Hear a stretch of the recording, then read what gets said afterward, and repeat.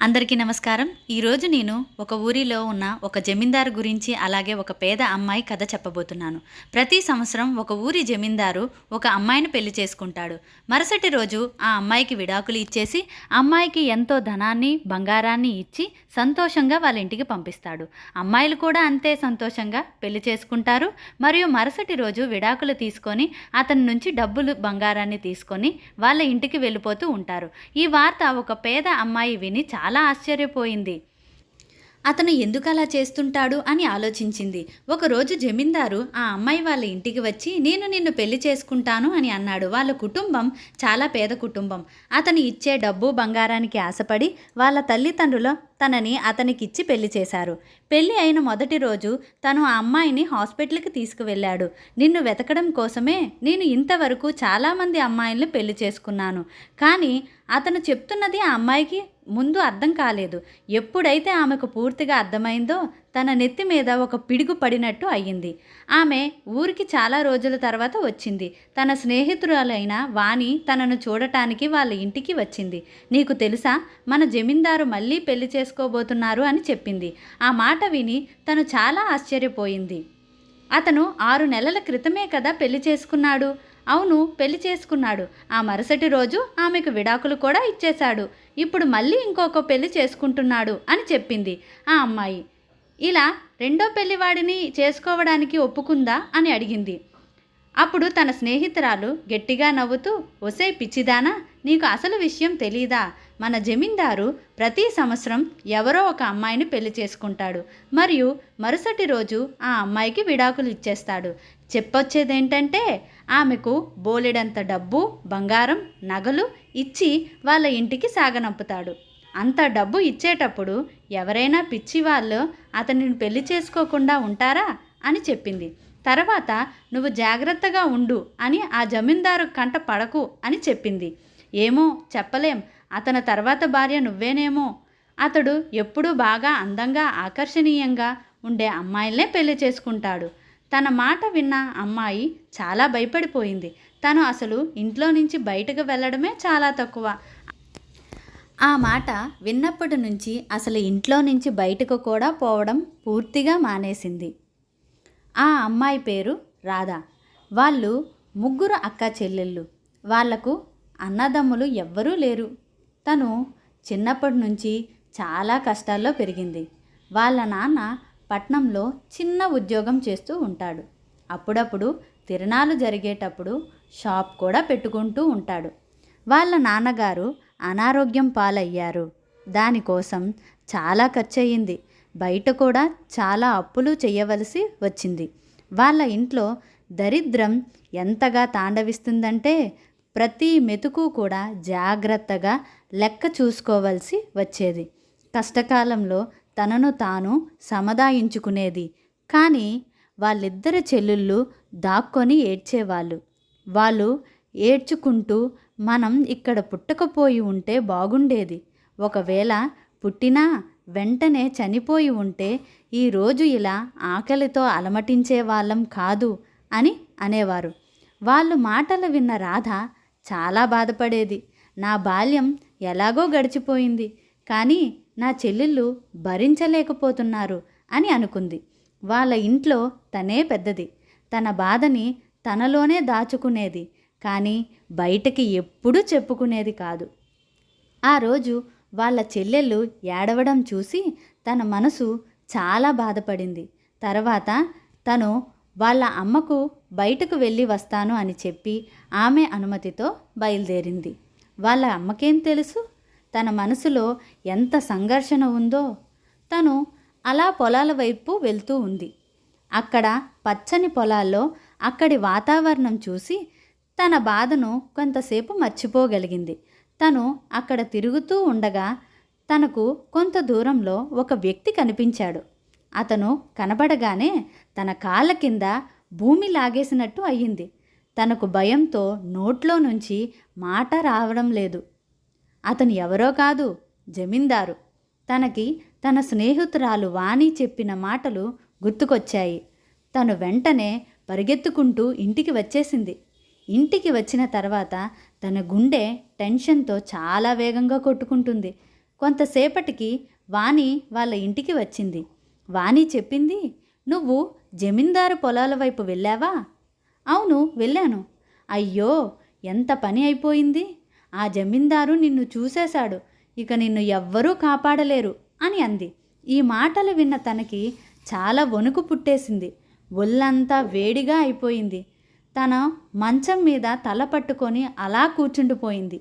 ఇంతలో వాళ్ళ అమ్మ తనని అన్నం వండమని చెప్పింది. ఎంతసేపటికి తను బయటకు రాకపోవడంతో వాళ్ళ అమ్మ గదిలోకి వచ్చి తన తల మీద చెయ్యి పెట్టి చూసింది. తన ఒళ్ళంతా కాలిపోతూ ఉండటంతో వెంటనే అక్కడ దగ్గరలో ఉన్న డాక్టర్ని పిలుచుకొని వచ్చింది. ఆయన తనకు చెకప్ చేసి తను ఏదో చూసి భయపడింది. దిగులుతో బాధపడుతూ ఉంది. ఆమెను కొంచెం జాగ్రత్తగా చూసుకోండి అని డాక్టర్ చెప్పి వెళ్ళిపోయాడు. వాళ్ళ అమ్మ లోపలికి వచ్చి కోపంగా, "నీకేం దిగులు ఉంది? ఎందుకు చచ్చే పరిస్థితికి వచ్చావు?" అప్పుడు తన ధైర్యం చేసి వాళ్ళ అమ్మకు నిజం చెప్పేసింది. "మన ఊరి జమీందారు నన్ను చూశాడు. అతను ప్రతి సంవత్సరం ఒక కొత్త అమ్మాయిని పెళ్లి చేసుకొని మరుసటి రోజు అమ్మాయికి విడాకులు ఇచ్చేస్తాడు" అని చెప్పింది. వాళ్ళ అమ్మకి తన మాటలు అర్థం కాలేదు. "నువ్వు ఎందుకు ఇంత దిగులుగా ఉన్నావు? నువ్వు అసలు ఏం దొంగతనం చేశావని ఇంతగా భయపడుతున్నావు?" అని అన్నది. వాళ్ళ అమ్మకు తన మాటలు అర్థం కాలేదు. తల గోడకేసి కొట్టుకుందాం అన్నంత కోపం వచ్చింది. వాళ్ళ అమ్మకు మళ్ళీ అర్థం అయ్యేలా చెబుదాం అనుకునే లోపే ఎవరో తలుపులు గట్టిగా కొడుతున్నట్టు శబ్దం వచ్చింది. ఆ శబ్దం విని తనకు ఊపిరాగినంత పని అయ్యింది. వాళ్ళ అమ్మ వెళ్ళి తలుపు తీయగానే ఎదురుగా జమీందారు, వాళ్ళ మనుషులతో పాటు వాళ్ళ నాన్నగారు కూడా నిలబడి ఉన్నారు. వాళ్ళ నాన్నగారు వాళ్ళని లోపలికి పిలిచి కూర్చోబెట్టారు. వాళ్ళ నాన్న వాళ్ళ అమ్మను కాఫీ తీసుకురమ్మని చెప్పారు. ఇంతలో జమీందారు గారు, "వద్దు వద్దు, ఇప్పుడు ఏమీ వద్దు" అని అన్నారు. అయినా అతను జమీందారు, ఇలాంటి పేదవారి ఇంట్లో ఎందుకు తాగుతారు అని అనుకుంది. అతను వాళ్ళ అమ్మగారిని కూడా కూర్చోమని చెప్పారు. మాటల్లో మాటలు అతను, "మీ అమ్మాయిని పెళ్లి చేసుకుంటాను" అని చెప్పాడు. ఆ మాట విని వాళ్ళ అమ్మా నాన్నకు ఏం మాట్లాడాలో అర్థం కాలేదు. ఆయన మాట విని వాళ్ళ అమ్మ, "జమీందారు గారు, మేము డబ్బు లేని పేదవాళ్ళమే కానీ నీతి లేని వాళ్ళం కాదు. మా అమ్మాయిని ఒకరికి అమ్మే నీతిమాలిన పని చెయ్యలేము. మా ఖర్చులు మేము చూసుకుంటాము, కానీ మా అమ్మాయిని అమ్ముకోము" అని చెప్పింది. జమీందారు మాట్లాడి వెళ్ళిపోయారు. ఇక రాధ వాళ్ళ అమ్మా నాన్న నిర్ణయం తీసుకోవాలి. కూతురు పరువు ప్రతిష్టలా లేక డబ్బా? వాళ్ళ అమ్మా నాన్న వాళ్ళు మాట్లాడుకుంటూ ఉన్నారు. ఆ అమ్మాయి లోపలికి వెళ్ళిపోయింది. తను ఏదైతే భయపడిందో అదే జరిగింది.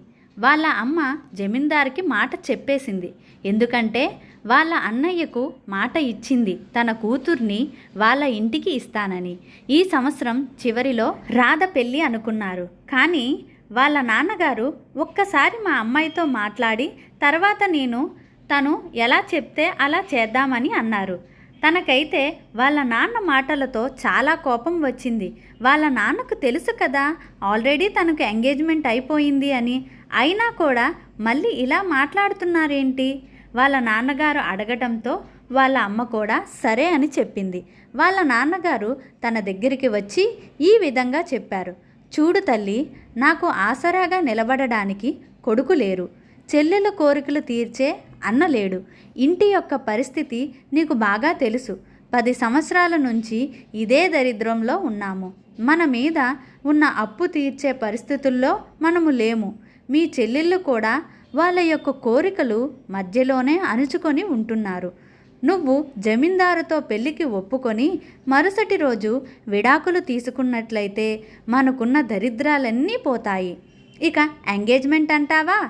వాడేమీ పెద్ద డాక్టరు కాదు, ఇంజనీరు కాదు. నీ జీవితం సుఖంగా ఉండడానికి ఇక నిర్ణయం నీ చేతుల్లోనే ఉంది. నువ్వు ఎలాగంటే అలా జరుగుతుంది" అని వాళ్ళ నాన్న అక్కడ నుండి వెళ్ళిపోయారు. ఆ అమ్మాయిని ఇరకాటంలో పెట్టేశారు. తను చాలాసేపు ఈ విషయాల గురించి ఆలోచించి ఒక నిర్ణయం తీసుకుంది. వాళ్ళ నాన్నతో మాట్లాడి తనతో ఎంగేజ్మెంట్ అయిన వ్యక్తిని ఇంటికి పిలిపించింది. అతనితో మాట్లాడి నిర్ణయం తీసుకుందామని అనుకుంది. మరుసటి రోజు అతను వాళ్ళ ఇంటికి వచ్చాడు. తను ప్రశాంతంగా ఒంటరిగా మాట్లాడడానికి అనుకూలంగా ఉంటుందని అతనిని తీసుకొని వాళ్ళ మేడపైకి వెళ్ళింది. అతనికి నిన్న జరిగిన సన్నివేశం గురించి, వాళ్ళ నాన్న గురించి, జమీందారు గురించి చెప్పడం జరిగింది. అతనికి బాగా కోపం వచ్చేసింది. అతను వాళ్ళ నిర్ణయానికి పూర్తిగా వ్యతిరేకించి లేచి వెళ్ళిపోయాడు. తను వాళ్ళ నాన్నకి సహకరిద్దాము అని అనుకుంటున్నాను అని చెప్పింది. అతను కోపంగా తన దగ్గరికి వచ్చి, నీకేం పిచ్చి పట్టిందా, తల తిరుగుతుందా అని అనగానే అతని కళ్ళల్లోకి చూడలేకపోయింది. అవును, నాకు మెదడు లేదు, నాన్నకు కొడుకు లేరు, ఆయన చాలా అప్పుల్లో కూరుకుపోయి ఉన్నారు, అందుకే నేను ఆయనకు సహకరిద్దాము అనుకుంటున్నాను. ఒక్కరోజులో మా దరిద్రం అంతా మాసిపోతుంది. ఒక్కరోజు మాటే కదా, ఆ తర్వాత మనం పెళ్లి చేసుకుందాం. ఏం నీకు మాత్రం లేదా మా పరిస్థితులు చక్కబడాలని లేదా? ఇదేనా నీకు నా మీద ఉన్న ఇష్టం? నీకు నా మనసులోని బాధ అర్థం కావడం లేదా అని తన ఎంగేజ్మెంట్ అయిన అబ్బాయితో చెప్పింది. ఆ మాటలు విన్న ఆ అబ్బాయి కొంచెం తర్వాత మెత్తబడ్డాడు. సరే నీ ఇష్టం అని అతను పెళ్ళికి ఒప్పుకొని అక్కడ నుండి వెళ్ళిపోయాడు. ఆ అబ్బాయి అక్కడ నుండి వెళ్ళిపోయిన తర్వాత వాళ్ళ అమ్మా నాన్నల దగ్గరికి వెళ్ళి నేను పెళ్ళికి సిద్ధంగా ఉన్నాను అని చెప్పింది. వాళ్ళ నాన్నగారు జమీందారుకి ఈ వార్త అందజేశారు, మాకు పెళ్లి సంబంధం ఖాయం అని. ఈ మాట విన్నప్పుడు వాళ్ళ అమ్మ తల పట్టుకొని ఆ అమ్మాయి మనసు మార్చడానికి ప్రయత్నం చేసింది. కానీ తను ఆ పెళ్లి చేసుకోవడానికి నిర్ణయం తీసుకుంది. తను వాళ్ళ అమ్మ పడే బాధ ఆ అమ్మాయికి అర్థమైంది. కానీ వాళ్ళ తండ్రి పరిస్థితిని చూసి ఒప్పుకోవాల్సి వచ్చింది. వాళ్ళ నాన్నగారి వయసు పైబడిపోతుంది. వాళ్ళ ఆరోగ్యం పరిస్థితి కూడా బాగాలేదు. అప్పులు ఎక్కువగా అయిపోయాయి. నేను ఏదో ఒక రకంగా సహకారం అందిద్దాం అనుకుంది. చివరికి వాళ్ళ అమ్మ కూడా ఒప్పుకుంది. ఇక వారంలో తన పెళ్ళి జమీందారుతో పూర్తిగా అయిపోయింది. తను పెళ్లి కూతురి డ్రెస్సులో జమీందారు భవనంలోకి వచ్చేసింది. రోజంతా పెళ్లితంతులో బిజీగా ఉండడం వల్ల బాగా అలసిపోయింది. ఆ మెత్తటి మంచం ఎక్కి కూర్చోగానే ఎప్పుడు పడుకుండిపోయిందో తనకే తెలియకుండా నిద్రపోయింది. కొంతసేపటికి తనకు మెలకువ వచ్చింది. ఎందుకంటే ఎవరో తన చెయ్యి పట్టుకున్నట్టు అనిపించింది. తన కళ్ళు తెరిచి చూసే లోపల జమీందారు తన పక్కన కూర్చొని ఉన్నారు. తన కళ్ళు తెరవగానే ఆయన లేచి కొంత దూరం వెళ్ళి నిలబడ్డారు. లేచి బట్టలు మార్చుకో, మనం హాస్పిటల్కి వెళ్ళాలి అని చెప్పారు. ఆయన మాటలను తిరస్కరించాలి అనుకున్నా తన మానసిక స్థితి మీద తనకు అనుమానం ఉంది. కానీ తన వ్యతిరేకంగా ప్రవర్తించకూడదు అని, అలా చేస్తే అతను నాకు విడాకులు ఇవ్వడు అని డ్రెస్ మార్చుకొని వెళ్ళి కారులో కూర్చుంది. అక్కడికి వెళ్ళిన తర్వాత తన భర్త వెళ్ళి కొద్దిసేపు డాక్టర్తో మాట్లాడి తర్వాత వచ్చి తనతో చెప్పిన మాట విని తన నెత్తి మీద పిడుగుపడినట్లు అయ్యింది. నేను వెతికే అమ్మాయి నువ్వే, నీకోసమే ఎంతోమంది అమ్మాయిల్ని పెళ్లి చేసుకొని విడాకులు ఇచ్చాను, నీకు మాత్రం విడాకులు ఇవ్వను, ఈ రోజు నుంచి నువ్వే నా భార్యగా ఉంటావు అని అనడంతో ప్రాణం పోయినంత పని అయ్యింది. తను స్పృహ కోల్పోయింది. ఇప్పటి వరకు జమీందారు ప్రతి అమ్మాయిని పెళ్లి చేసుకొని మరుసటి రోజు విడాకులు ఇచ్చేసేవారు. కానీ రాధను మాత్రం పెళ్లి చేసుకున్న తర్వాత విడాకులు ఇవ్వడానికి నిరాకరించారు. అసలు ఎందుకు అతను పెళ్లి చేసుకున్న ప్రతి అమ్మాయికి విడాకులు ఇస్తున్నారు? దానికి గల కారణం ఏమిటి? అంతేకాకుండా ఇప్పుడు పెళ్లి చేసుకున్న రాధకు విడాకులు ఇవ్వను, తను వెతికే అమ్మాయిని నువ్వే అని చెప్పడానికి గల కారణం ఏమిటో తెలుసుకోవాలనుకుంటున్నారా? అయితే మా ఛానల్ని సబ్స్క్రైబ్ చేసుకోండి. దీని తర్వాత వచ్చిన పార్ట్ 2లో ఏం జరగబోతుందో తెలుసుకోండి. ధన్యవాదాలు.